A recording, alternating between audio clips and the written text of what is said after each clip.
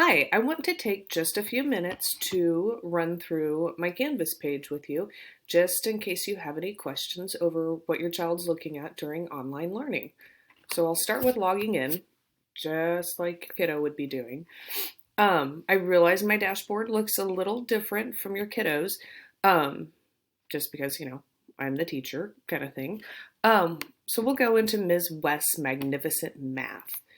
Um, I will come over here to the right and set it on student view so that you can see just what your child sees when he or she gets onto Canvas. So here's my home page.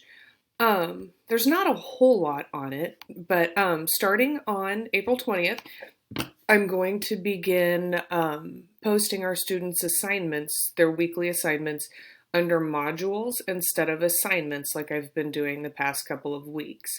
A few of us are having to change that just to make sure things are consistent across the board for all of our kids.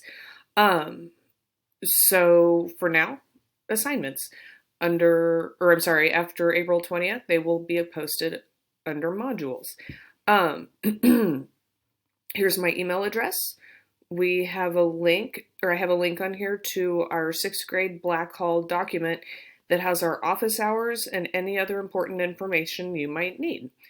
And then down at the bottom of the home page, there's a little table with my weekly office hours. And then right here, we've got some distance learning tips, just some, hints, tips for yourself and for your kids while we're all trying to figure out how to do this online learning at home thing. So when your kiddo is going to log in and find their assignments, they can look under assignments on the left-hand side or under modules to find just what they need. So if we click on assignments here on the left, here's what your child will see on their page.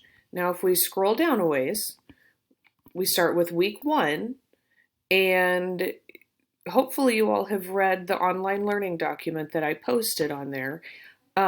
It gives you a lot of important information that you need just to be able to navigate during this time.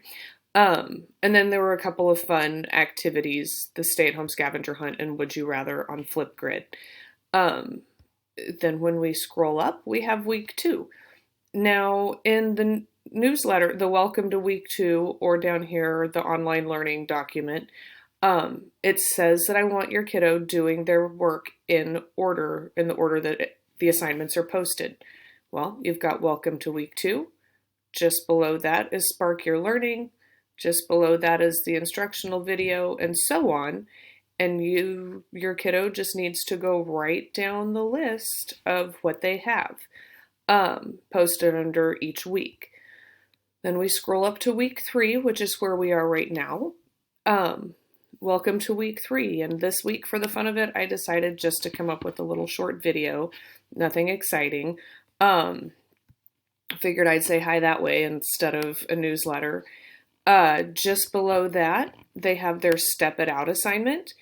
They just have to go to a Google Doc and add their slide with their work and their answer to this whole gigantic presentation that I get to go through and see how the kids did. After they do the Step It Out, there's the instructional video for the lesson. Click on it and boom, you're going to wind up seeing our video for that lesson for 8.4. When we go back, all of the assignments are underneath each one. You just click on it. You go in order from top down to the bottom. If your kiddo is expecting announcements or information of some sort, you click on announcements. Here's our information on using Zoom and why this is important to read. And it's just about the expectations of Zoom and what we're going to be using it for and things like that, and how we expect our kiddos to behave on there. Discussions. It's basically like a gigantic class chat room kind of thing where the kids can ask questions, things like that. And so basically that is what we're looking at for Canvas. So you can look for assignments right now under assignments, start at the top of each week. Each week will be labeled as, week 1, week 2, and week 3 online learning. And then starting on the 20th, you can go to modules, and all of the same information, all of our assignments will be posted in modules instead.